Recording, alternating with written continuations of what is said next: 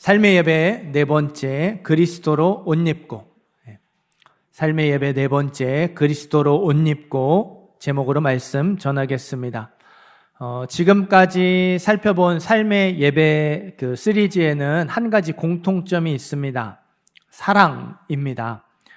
우리 많은 사람이 그리스도 안에서 한 몸이 되어 서로 지체가 되었느니라. 교회 공동체 안에서 드리는 삶의 예배는 한 몸 된 지체들을 귀하게 여기며 존중하는 사랑입니다. 사랑에는 거짓이 없나니 악을 미워하고 선에 속하라. 악에게 지지 말고 선으로 악을 이기라.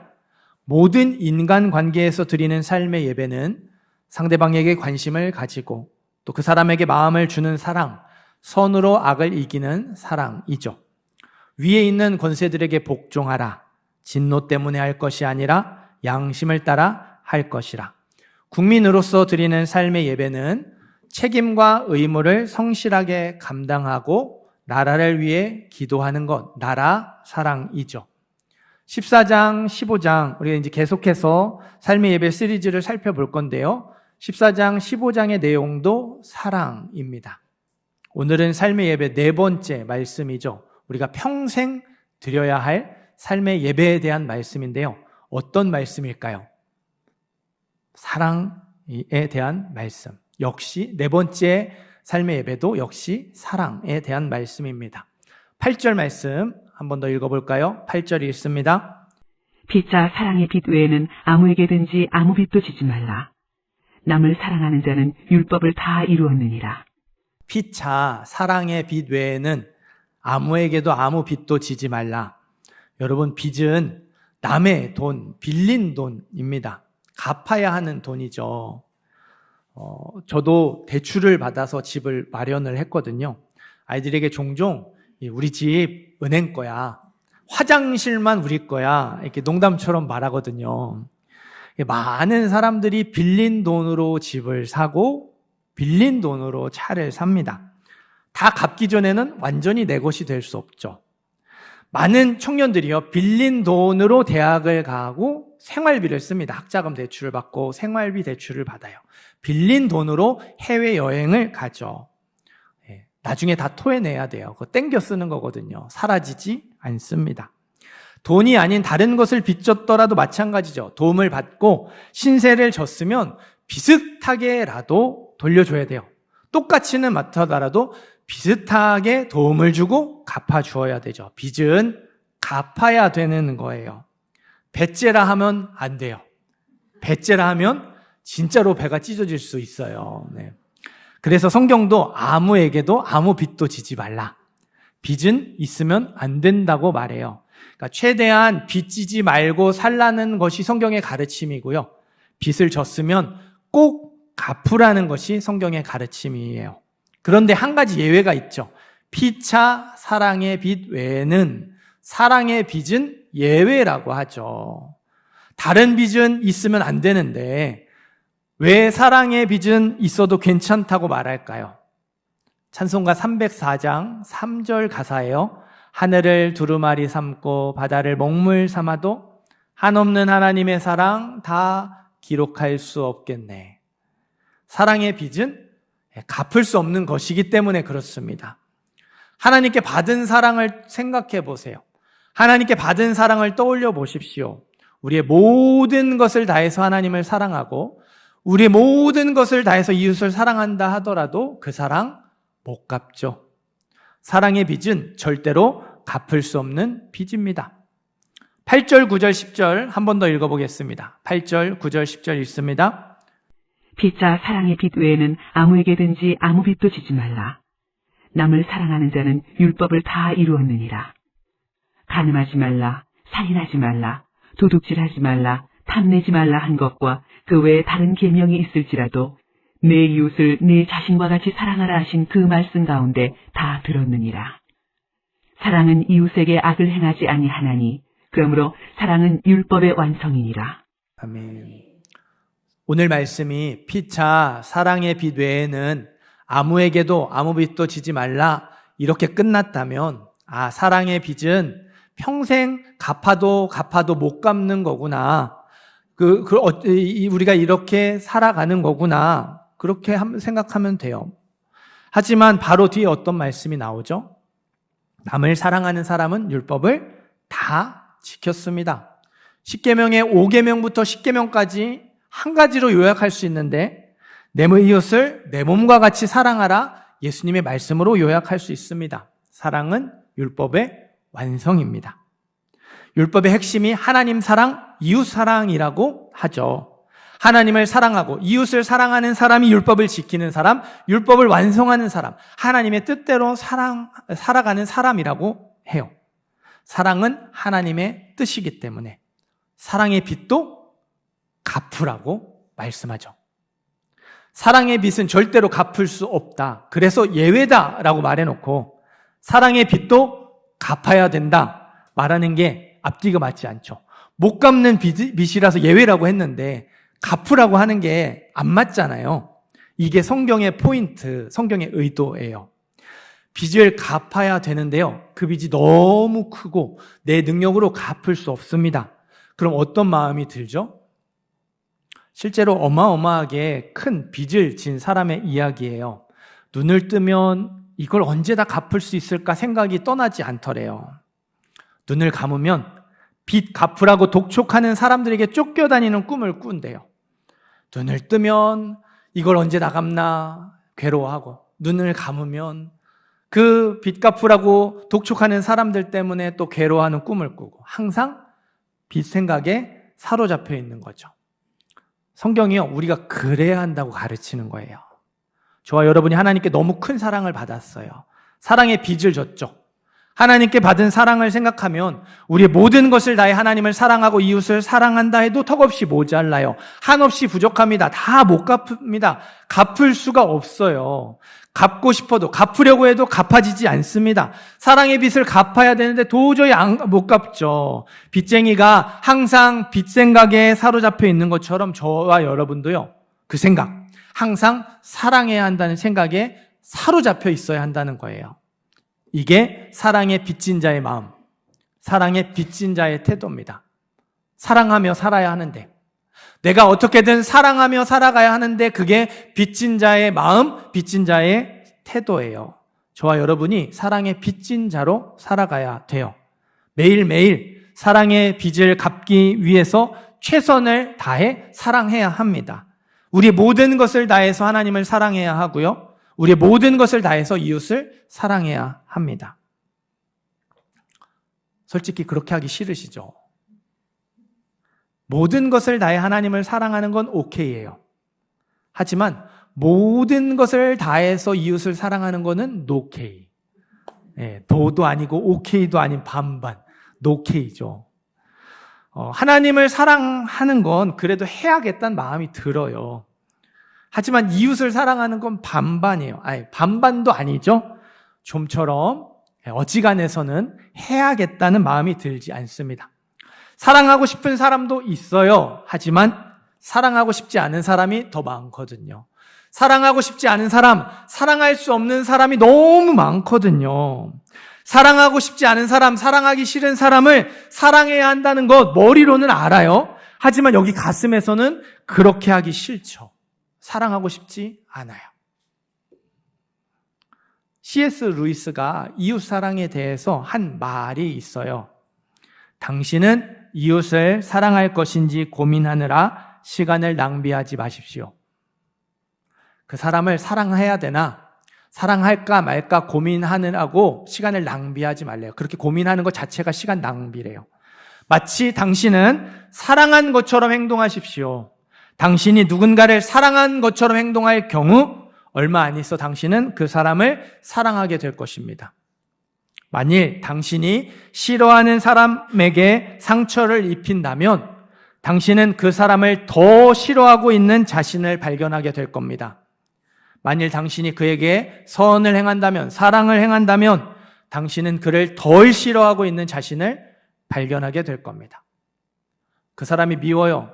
그 사람에게 밉게 하면 그 사람을 더 미워하고 있는 자신을 발견하게 되고, 그 사람이 밉지만 그 사람을 사랑한 것처럼 행동하면 그 사람을 덜 미워하고 있는 자신을 발견하게 될 거라고. 그래서 사랑할까 말까 고민하는 것 자체가 시간 낭비라고 C.S. 루이스는 말했어요. 미운 놈 떡 하나 더 준다는 속담과 비슷하죠. 미운 사람을 미운 마음으로 대하면 관계가 더 나빠질 수밖에 없어요. 미운 마음이 더 커지게 되죠. 그러나 미운 마음이 있더라도 떡 하나 더 주면, 좋게 대하면, 사랑하는 것처럼 말하고 행동하면 최소한 관계는 더 나빠지지 않죠. 미운 마음도 더 커지지 않습니다.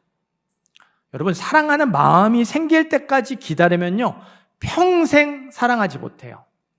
그 미운 사람, 사랑하는 마음이 생길 때까지 기다리면, 그 사람을 향한 화가 누그러질 때까지 기다리면 평생 죽을 때까지 그 사람 못 사랑합니다. 못 품어요. 빚쟁이가 빚을 갚고 싶을 때만 갚지 않잖아요. 갚고 싶지 않을 때에도 갚아가잖아요. 마찬가지로 저와 여러분이 이웃을 사랑해야 하는 이유는요, 그 사람의 어떠함에 달려있지 않아요. 그 사람이 밉냐, 그 사람이 사랑할 만하냐, 거기에 달려있지 않아요. 우리가 사랑에 빚진 자이기 때문에 그 사람을 사랑해야 되는 거예요. 그 사람이 밉더라도 우리가 사랑의 빚을 졌으니까, 이 빚을 갚아야 되니까 그 사람을 사랑하는 것처럼 말하고 행동하고 떡 하나 더 주는 겁니다. 좋게 대하는 거예요. 그래도 하기 싫으시죠? 꼭 그렇게까지 해야 되나, 안 하면 안 되나 하시는 분들이 계실 거예요. 11절, 12절 읽어보겠습니다. 11절, 12절 읽습니다. 또한 너희가 이 시기를 알거니와 자다가 깰 때가 벌써 되었으니 이는 이제 우리의 구원이 처음 믿을 때보다 가까웠습니다. 밤이 깊고 낮이 가까웠으니 그러므로 우리가 어둠의 일을 벗고 빛의 갑옷을 입자. 11절, 12절은 저와 여러분이 사랑에 빚진 자로서 하나님 사랑, 이웃 사랑에 힘써야 할 이유를 알려주고 있어요. 왜 하나님을 사랑하고 이웃을 사랑하며 그렇게 매일매일 사랑의 빚을 갚아가며 살아야 해요? 자다가 깰 때가 벌써 되었으니까. 밤이 깊고 낮이 가까이 왔으니까 사랑의 빚을 매일매일 갚아가야 한대요. 마지막이 가까이 왔기 때문입니다. 마지막 날 무엇이 있죠? 심판이 있습니다. 예수님이 심판에 대해 이렇게 말씀하셨어요. 인자가 아버지의 영광으로 그 천사들과 함께 오리니 그때에 각 사람이 행한 대로 갚으리라. 마지막 날 예수님이 다시 이 땅에 오실 것이고 그때 최후 심판이 있을 것인데 각 사람이 행한 대로 갚아주겠다고, 각 사람이 말하고 행동한 것에 따라 심판하시겠다고 하셨어요. 악한 자들만 그렇게 심판받는 게 아니에요. 요한계시록에 보면 이런 말씀이 있어요. 또 내가 보니 죽은 자들이 큰 자나 작은 자나 그 보좌 앞에 서 있는데 책들이 펴 있고 모두 하나님의 심판대 앞에서 그 심판을 받는데 책이 있어요. 다른 책, 곧 생명책이라 죽은 자들이 자기 행위를 따라 책들에 기록된 대로 심판을 받으니. 생명책에 기록된 사람, 구원받은 사람이잖아요. 구원받은 사람들도 각 사람의 행위대로 심판을 받는데요. 믿음이 없는 사람, 하나님을 모른다고 한 사람만 자기 악한 행동과 말에 따라 심판받는 게 아니라 믿음으로 구원받아서 생명책에 기록된, 그 이름이 기록된 사람도 자기 행위에 따라 심판을 받습니다. 구원받은 사람들은 자기 행위에 따라 어떤 심판을 받을까요? 만일 누구든지 금이나 은이나 보석이나 나무나 풀이나 집으로 이 터 위에 세우면, 이 터가 예수님을 말하거든요. 예수님의 터 위에 금이나 은이나 보석이나 나무나 풀이나 집으로 인생의 여러 가지 결과물들을 세우죠. 각 사람의 공적이 나타날 터인데 그날의 공적을 밝히리니 이는 불로 나타내고 그 불이 각 사람의 공적이 어떠한 것을 시험할 것입니다. 예수님의 터 위에 각각의 여러 가지 인생의 결과물들을 세우는데 그거를 불로 테스트한대요.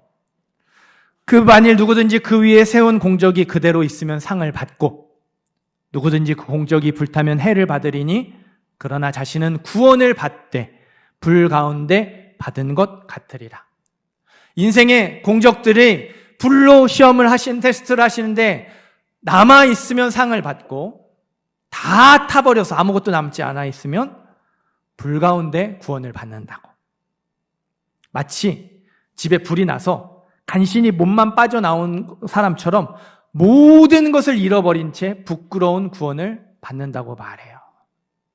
우리가 마지막 날 우리가 살아온 인생을 하나님께 보여드릴 거예요. 예수님의 터 위에 세워놓은 우리의 결과물들을 보여드릴 것이고 하나님이 그걸 불로 테스트하겠죠. 하나님과 관계되지 않았던 모든 것들이 다 불에 타버립니다. 고린도전서 13장에 사랑장에 이런 말씀 있잖아요. 사랑이 없으면 내가 아무것도 아니요. 사랑이 없으면 내게 아무 유익이 없느니라. 이 자리에서 예배드리는 이 모습도 여러분 하나님 사랑하는 마음으로 드리지 않고 그냥 앉아있으면 불에 다 없어집니다. 남아있는 게 없는 거예요. 작년 3월 유키즈 언더블럭이라는 예능 프로그램에 이화여대를 최우등으로 졸업한 최유나 씨가 나왔어요. 중학교 3학년 때 유재석의 찐팬으로 방송에 출연을 했어요. 유재석 닮은 꽃, 재순이라는 별명으로 유명해진 소녀입니다. 10년 만에 이제 다시 유재석을 만나러 방송에 나온 거예요. 중학교 3학년 때 방송에 나갔다고 말씀을 드렸죠. 방송에 나가고 얼마 안 있어서 외국 고등학교에 원서를 냈어요. 원래도 공부를 잘하는 학생이어서 외고를 진학을 한 거죠. 떨어지면 재순이 떨어졌대 소문이 날까봐 더 열심히 공부했대요. 재순이라는 이름, 그리고 내가 좋아하는 연예인 유재석의 이름에 먹칠하지 않으려고 정말 열심히 준비했대요. 그 외고에 이제 합격을 해서 이렇게 고등학교 3년 열심히 공부합니다. 이화여대 4년 전액 장학금으로 입학을 해요. 대학교 4년 동안 열심히 공부해서 최우등으로 졸업을 해요. 최윤아 씨가 이제 그 10년 만에 방송에 나왔잖아요. 유재석을 만나서 이렇게 말을 했어요. 언젠가 다시 유재석님을 만날 수도 있다는 생각이 있어서 언제 만나게 되더라도 저 지금 공부 잘하고 있습니다. 자랑하고 싶은 마음에 계속 꾸준히 열심히 공부를 했습니다. 자기가 좋아하는 연예인을 만나서 공부 열심히 잘하라는 말을 들었어요. 그래서 다시 언제 만나게 될지 모르겠지만 다시 만나게 될 때 저 그때부터 지금까지 열심히 공부했어요. 자랑하고 싶은 마음에 힘들 때마다 포기하고 싶을 때마다 그거를 꾹꾹 눌러 참고 최선을 다해 공부했다고 그렇게 얘기하더라고요. 하나님이 저와 여러분의 삶도 심판하실 거예요. 예수님의 터 위에 우리가 살아온 시간들, 예수님의 터 위에 우리가 세워놓은 인생의 결과물들을 하나하나 테스트 하시겠죠. 뭐가 남을 것 같습니까? 얼마나 남을 것 같으세요? 연예인을 좋아하는 한 소녀가 혹시라도 다시 연예인을 만날지도 몰라서 그때 그 연예인에게 자랑하고 싶은 마음에 자기에게 주어진 일 공부에 최선을 다했잖아요. 우리가 갚을 수 없는 큰 사랑을 하나님께 받았어요. 우리는 하나님께 어떤 것을 자랑스럽게 내밀 수 있을까요? 하나님 다시 만나서 하나님께 무엇라 자랑스럽게 말할 수 있을까요? 여러분, 지금 무엇을 위해서 여러분의 돈과 여러분의 시간을 사용하고 계시죠? 무엇을 위해서 여러분의 인생을 사용하고 계시나요?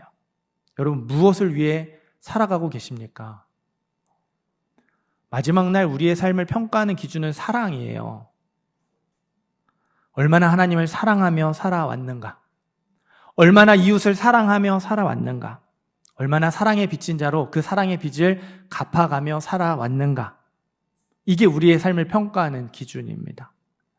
저와 여러분이 마지막 날 하나님 앞에서 아무것도 남지 않아서 부끄럽게 될까 참 많이 두렵습니다.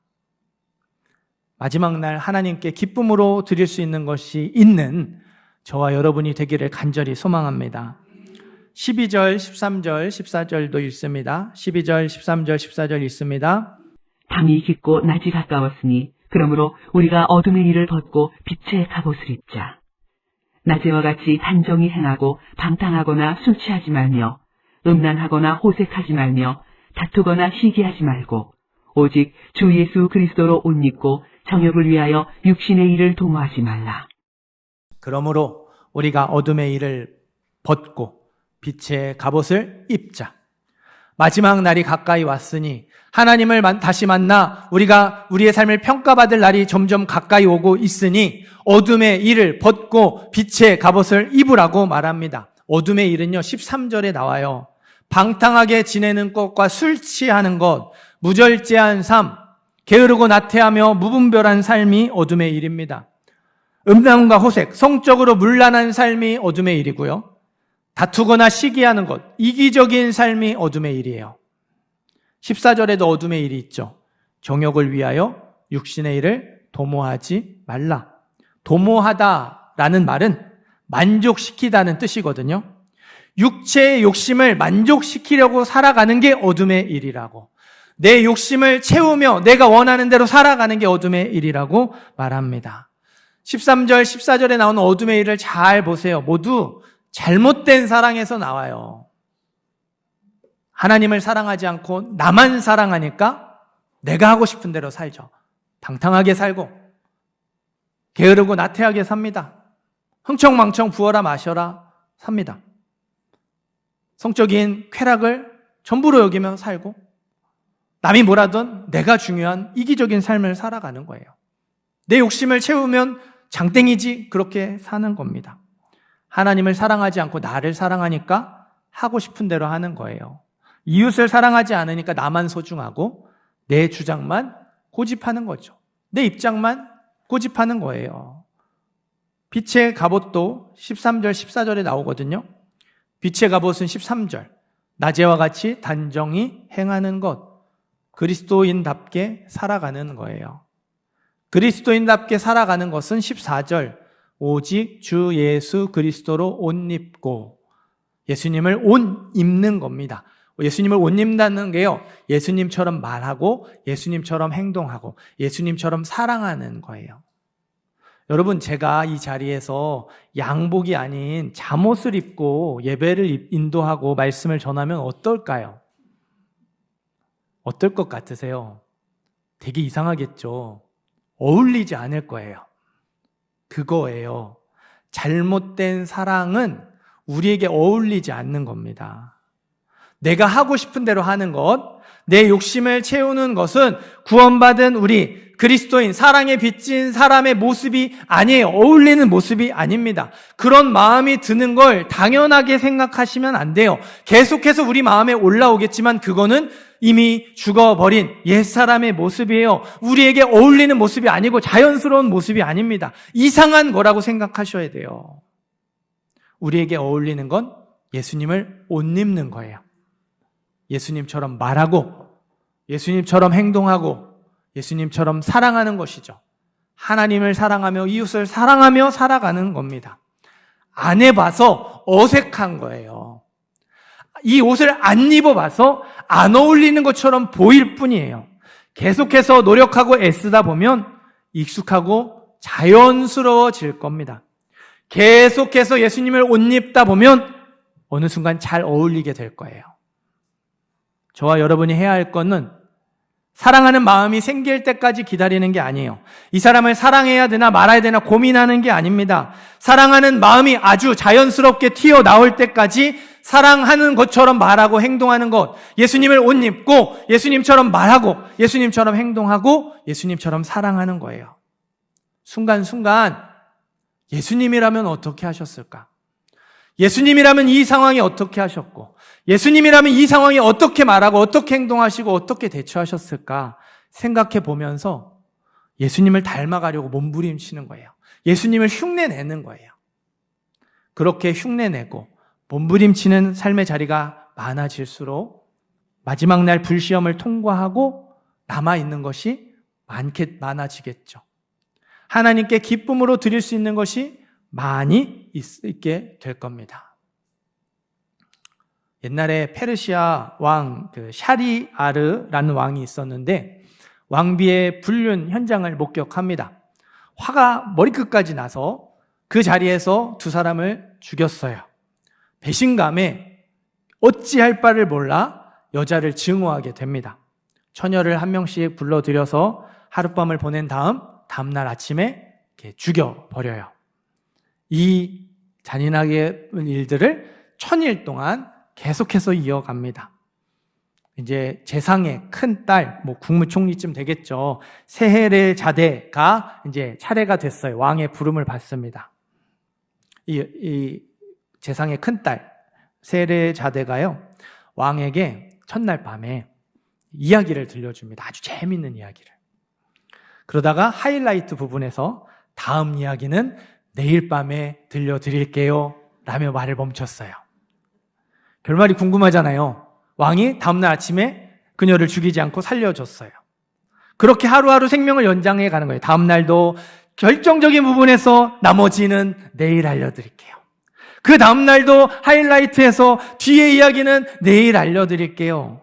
이런 식으로 계속해서 이야기가 이어졌어요. 이게 여러분이 한 번쯤 들어보셨을 천일야화, 아라비안 나이트입니다.